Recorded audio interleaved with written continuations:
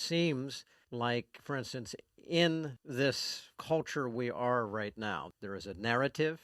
That narrative utilizes the words Black Lives Matter. Now, you as a Christian, as a pastor, us are in the same category. We know biblically that God says all lives matter. We're all equal in value, and that's a distinctively biblical Christian perspective, and it's true. It really is true. But in this culture in which we're living right now, it appears that no one can actually stand up and connect and say, yes, Black lives are important, but all lives are important, whether they are black or white or any color. How do you respond to that challenge and that seemingly impossible position that's tended to create itself here? Well, and that's a great question, Sam. So what I always like to look at is we all agree with the, sentiment of the phrase Black Lives Matter. But I believe that there's underlying issues that we have to be careful of because the media, which, they make their money off of basically shock value. And so they constantly put in our faces this image, for instance, of George Floyd, dying at the hands of a police officer. They continue to promote the idea as though, there's this like open season on white cops just looking, just hunting down black people. And so because of it, it puts us in a perpetual state of anguish, of heightened sense of frustration, of fear, and all those type of things. And so we have to focus on the fact that as spiritual beings, in the natural, we probably would, deal with this on a different level. But as spiritual beings, we have to look at the larger picture, which is the sin problem. For instance, the question I always ask people, if George Floyd was white and the cop was black, or if the cop was white and George Floyd was white, will we have the same level of animosity and anger that's being displayed throughout the country?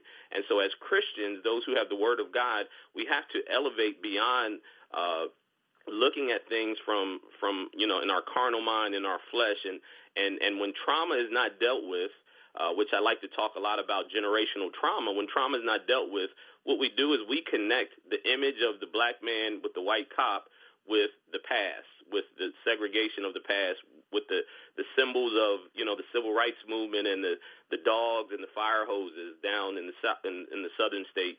And so it's important that we define properly the terms, that we look at things from a spiritual standpoint, and that the church takes the lead to make it a point to deal with these underlying issues in a way that allows us to grow together and to unify and to love each other like God intends for us to do.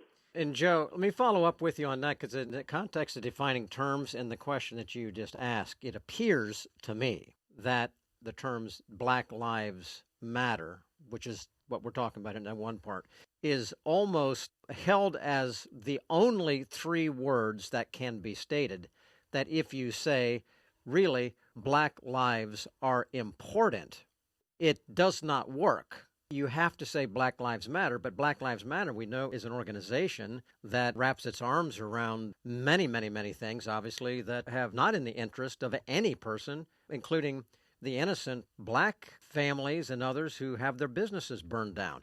What recommendations do you have for how to identify and say, yes, all lives are important in God's sight, including black and white and yellow, without having to say Black Lives Matter? Are we stuck and we have to use those words as an example? What do you say? I think one of the things that's important, Sam, is that we do have conversations. Like we have it's important that we have conversations, cross-cultural, and conversations of why do people feel a certain way in order for us to properly get to the root of the problem. But we have to be careful because again, when you use the term Black Lives Matter, a lot of times the underlying thought process may be, well, why do we need to say that? There must be something else that's occurring. It's almost like saying, don't look at the, pink elephant in the corner. Obviously, when you do that, you draw more attention to it. But I do believe that we have a great opportunity to have these conversations to see why is there a certain level of anger and animosity in the black community in a way that we elevate beyond that. Because we all know from really looking at it at a deeper level that Black Lives Matter, their agenda isn't necessarily, in alignment with what the church's mission is, which is to unify, unite, and to reconcile across cultural and racial lines.